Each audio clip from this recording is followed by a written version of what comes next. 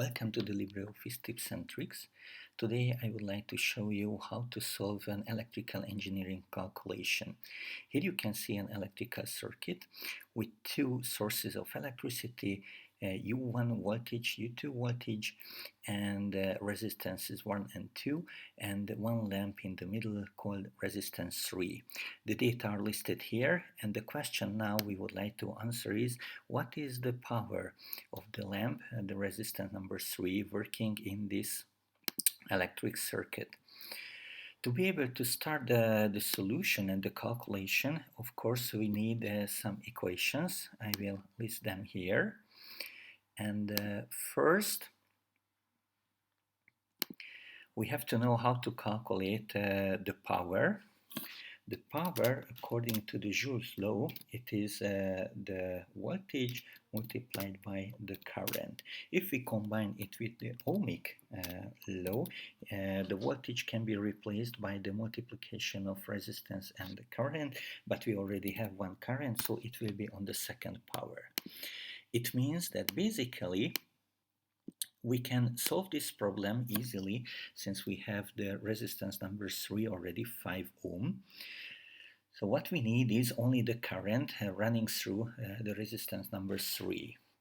Okay, to be able to calculate it, we have to check what kind of wires we have here. We have 3 wires. One is running through the lamp, resistance number 3, and we have 2 additional wires, one coming from voltage 1, and one is running here at voltage 2. So we have 3 different wires.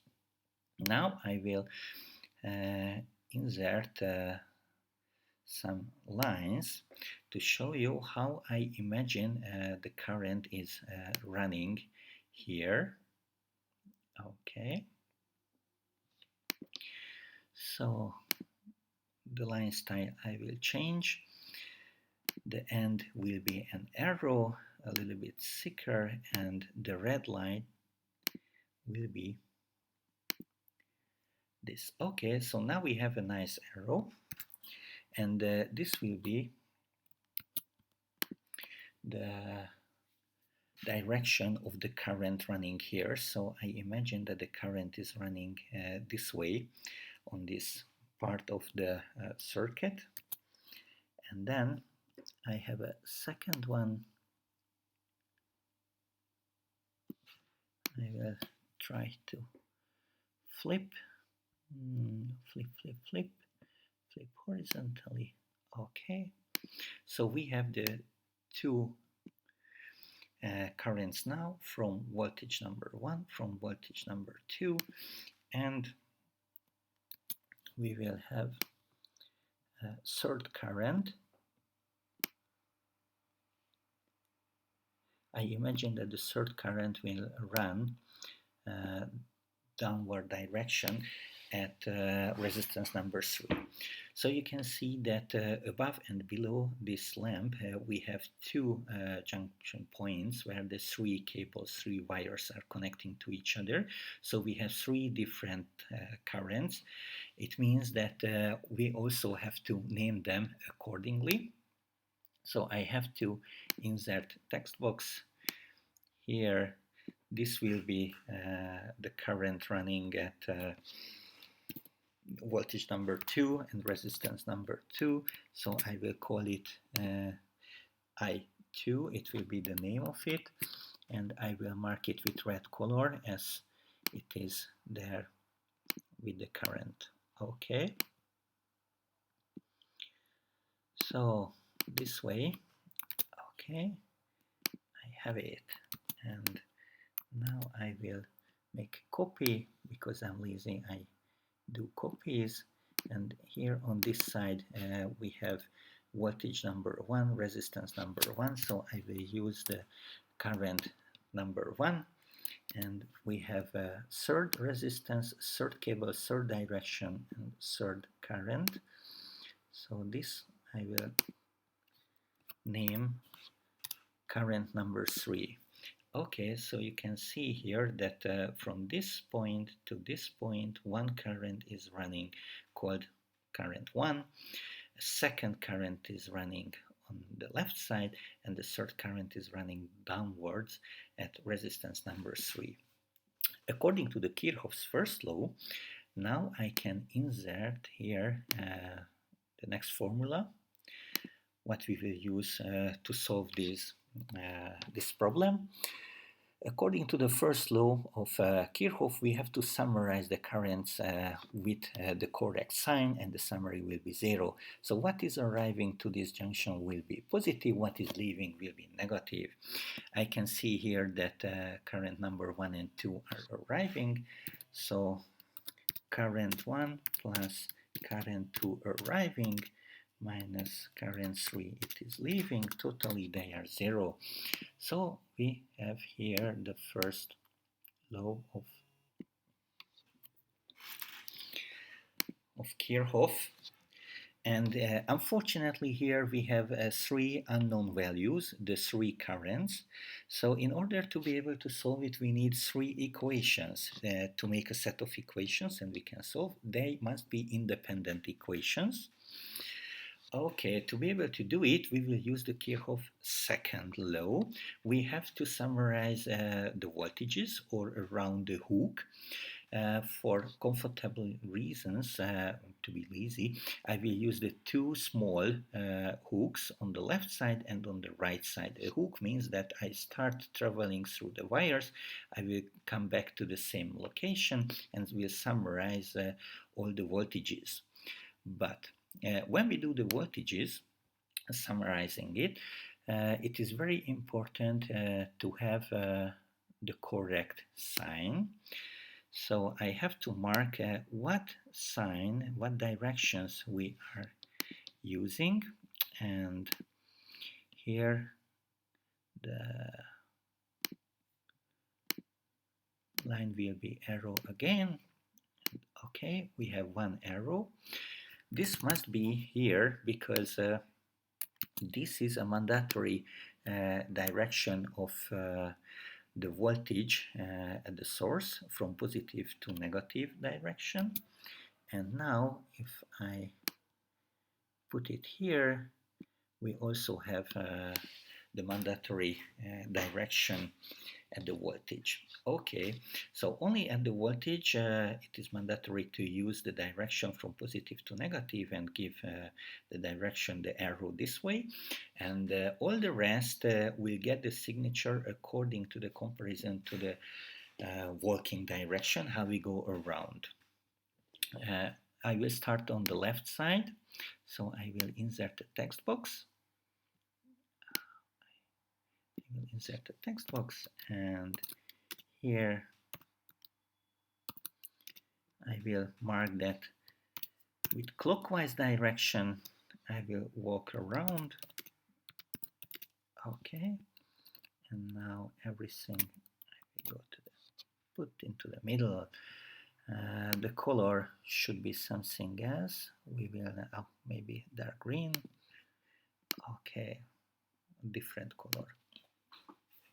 So I will walk around clockwise direction here and can insert the formula to summarize the voltages according to the Kirchhoff's second law. Okay, so now we can see that I will start, for example, from the voltage. You can see that the clockwise direction I will go up while the arrow is pointing down. So I will start with minus U2, and then the current is going up. The current number 2 is going through the resistance number 2. So plus current 2 multiplied by resistance 2, and when I forward I go in the same direction like the current, so the current number 3 is going through the resistance number 3, so plus current number 3 times resistance number 3 equals 0. Okay, so now I have this equation. Now you can see here, but I don't need in this form to be able to solve it as a set of equations. I will put all constants in one side and all the currents on the other. So with new line I will move the voltage on the other side. It will be very simple. I copy this part. It will be equal U2. Okay, so the minus U2 goes to the other side. It will be plus U2. Okay, so now we finished, and this equation will describe the left part of the circuit, the left hook. I will copy this and insert to the other side. To make life a bit simpler, I will make this counterclockwise direction.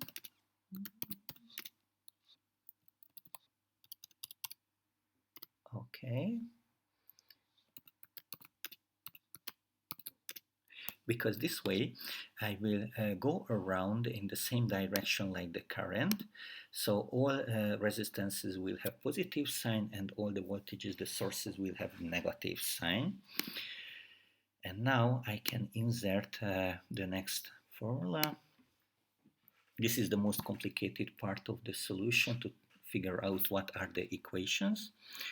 So here I start again with the voltage. It will be minus U1, because counterclockwise direction we are going up, but its direction is pointing down, the arrow, plus we are traveling the same direction like the current, so current number 1 is going through resistance number 1, current number 1 times resistance number 1 according to the ohmic law, and we turn down, continue our traveling through resistance number 3, and the current number 3 is running there, so plus current number 3 times resistance number 3 equals to 0.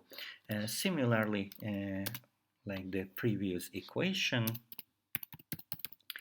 I can manage to have all the constants in one side, so the voltages, and the currents, the unknown currents on the other, U1. Okay, so now we have the third one.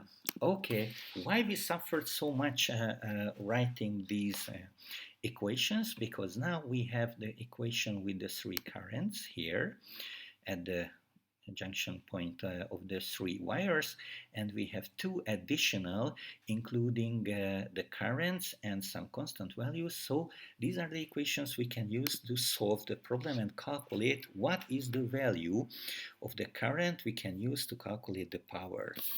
So let's see what currents we have now. We have 3 currents, current number 1, 2, and 3. I will mark them with gray background, okay, with some border to be able to separate it. And of course we have a constant value, as constant value here at the equation. So I will make it constants. Okay, so we have currents and we have constants. The first equation we can write here that we have once current number 1, we have once current number 2, and we have minus 1 times current number 3, and the result of the equation is 0. Now we go to the second one. We can see that the first current is missing, it will be 0. The second current is here with the multiplication of resistance number 2. The resistance number 2 is here. Okay, and then the current number 3 is with positive resistance number 3, and the result of this calculation here must be the voltage number 2. Okay, and we go to the last equation. The first current is multiplied with the resistance number 1. Please always keep in mind what is the sign. So it should be always correct. If we have negative sign here, we always also have to record here negative sign. The second current is missing from this equation, and the third current is multiplied with the third resistance, number 3. Okay, and the result will be the voltage number 1. Okay, we are only one step away from the solution. The constants array, the list of constants I will name constants. Okay, and the currents here I will name the matrix currents. So the most difficult part that I want to know its values. So the currents number 1, 2, and 3 must be calculated. The values will be, we can use matrix operations, because with this matrix, if we calculate the inverse matrix and multiply with the constant values, we can get the values of the currents. So what we will do, matrix multiplication, we will multiply the inverse matrix of currents, and we multiply it with the constants. Be careful that since it is not a simple equation, we work with matrices and arrays. In this case, we have to validate the equation and enter it with Control-Shift-Enter. Okay, and now you can see all the values. Now we are here with the results, and the currents and the values are here. Okay, so the power can be calculated a very simple way, like here in the first equation according to the Joule's law. So the third resistance is multiplied by the second power of this current. So we have the final value, the solution of the problem here. And the good thing in this calculation is that here are the input values, and because we used basically the formula, here you can see that we have a matrix formula, we can change them. For example, I write 15 wattage, you can see that the values are changing, the different currents, and of course different result, but we had 9 here initially, so I change back, and you can see that it is working, and it is alive. It's a live calculation with very simple way. So now you could see how to solve an electricity design problem, electrical engineering calculation.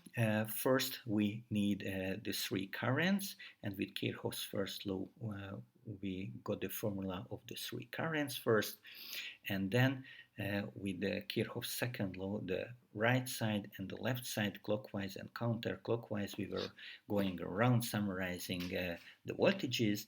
And with these 3 equations, we can build a matrix of coefficients. We have the constant values here, and then with the inverse matrix multiplied with the constant values, we can get the currents. You can validate it calculating your own way. I just do it here for you. So if we